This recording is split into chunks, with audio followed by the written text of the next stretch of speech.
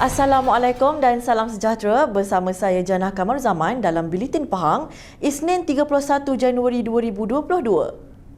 Sebelum itu, kami di Unit Komunikasi dan Media Pahang ingin mengucapkan selamat menyambut Tahun Baru Cina kepada masyarakat berbangsa Tionghoa di negeri ini. Kongsi Facat.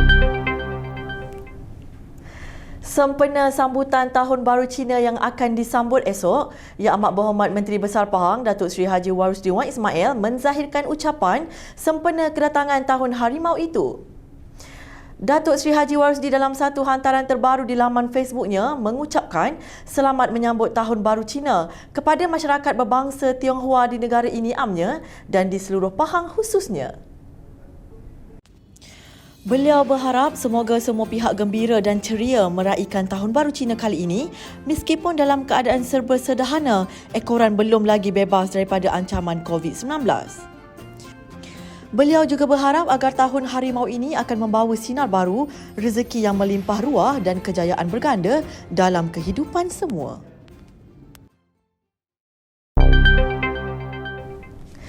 Rakyat di negeri Pahang sememangnya amat bertuah kerana mempunyai sebuah kerajaan yang tidak putus-putus membela nasib mereka dan menghulur pelbagai bantuan.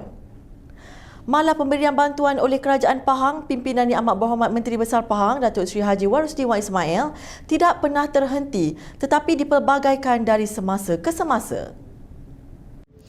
Ini termasuk pemberian sumbangan cek Kerajaan Pahang kepada 17 penerima termasuk pesakit kronik oleh Pengerusi Jawatan Kuasa Hal Ehwal Agama Islam dan Pendidikan Negeri Pahang Yang Berhormat Datuk Seri Said Ibrahim Said Ahmad pada hari ini. Yang Berhormat Datuk Seri Said Ibrahim dalam satu hantaran di Facebooknya berkata, sebanyak RM23,000 diperuntukkan kepada penerima bagi meringankan beban kos rawatan mereka. Katanya lagi, selain itu seramai 44 penerima turut menerima sumbangan bantuan khas miskin tegar COVID-19 dari Dewan Negeri Kedah dan Dewan Negeri Jenderak melibatkan peruntukan sebanyak RM11,000. Sementara itu, beliau berterima kasih kepada Yang Amat Berhormat Menteri Besar yang amat prihatin dan segera meluluskan permohonan penduduk yang memerlukan ini dan sumbangan ini membuktikan kerajaan negeri sentiasa menjadi juara membela nasib rakyat. 3 lagi pusat ekonomi digital keluarga Malaysia PADI diwujudkan di Pahang dalam suku pertama 2022 menjadikan jumlah keseluruhan PADI di Pahang sebanyak 111 buah. Pengerusi Jawatan Kuasa Sains, Teknologi, Inovasi Komunikasi dan Multimedia Negeri Pahang Yang Berhormat Datuk Haji Muhammad Fakhruddin Muhammad Arif berkata, 3 lagi PADI itu adalah terletak di Bukit Goh Kuantan, Sungai Koyan Lipis dan Felda Selancar 1 Rompin. Jelasnya, PADI Bukit Goh telah siap dan mula beroperasi pada awal Disember 2021, manakala 2 lagi PADI iaitu di Sungai Koyan dan Felda Selancar 1 akan siap dan mula beroperasi pada penghujung Februari 2022. Beliau berkata, PADI merupakan inisiatif yang dijalankan oleh kerajaan melalui Suruhanjaya Komunikasi dan Multimedia Malaysia SKMM bersama dengan Kerajaan Negeri Pahang yang bertujuan sebagai pusat ekonomi digital masyarakat luar bandar.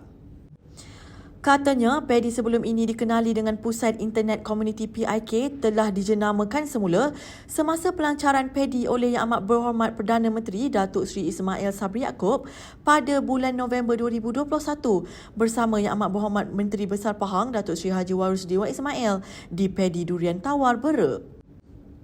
Melalui penjanamaan ini, fungsi PADI yang sebelum ini lebih tertumpu kepada memberi capaian internet secara kolektif, kini lebih khusus kepada merancangkan aktiviti ekonomi digital penduduk dan melahirkan lebih ramai usahawan digital di kalangan masyarakat luar bandar. Kisah rakyat Malaysia yang koma di Hospital Besar Yong Sun Cheong Ju, Korea Selatan mendapat perhatian Kerajaan Pahang yang tampil memberi sumbangan bagi meringankan beban keluarga berkenaan. Sumbangan berjumlah RM10,000 daripada Yang Amat Berhormat Menteri Besar Pahang Datuk Seri Haji Warusdi Wan Ismail itu diserahkan oleh Pengerusi Jawatan Kuasa Hal Ehwal Felda, Koperasi Usahawan dan Hal Ehwal Pengguna Negeri Pahang Yang Berhormat Datuk Haji Nazringah kepada keluarga Kamaruzaman Muhammad Fauzi alias Jazuli 50 tahun. Menurut Yang Berhormat Datuk Haji Nazri, sumbangan berkenaan bagi meringankan beban membiayai kos perubatan dan rawatan di negara itu sejak seminggu lalu.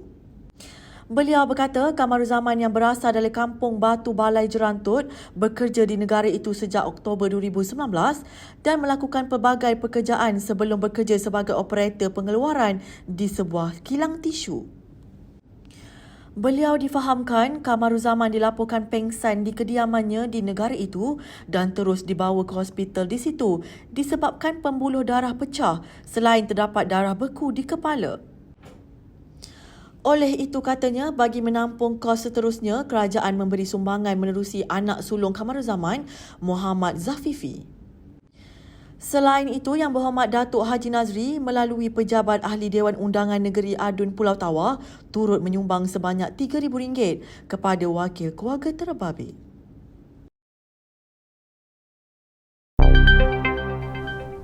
Baiklah, berita itu tadi mengakhiri Buletin Pahang pada hari ini.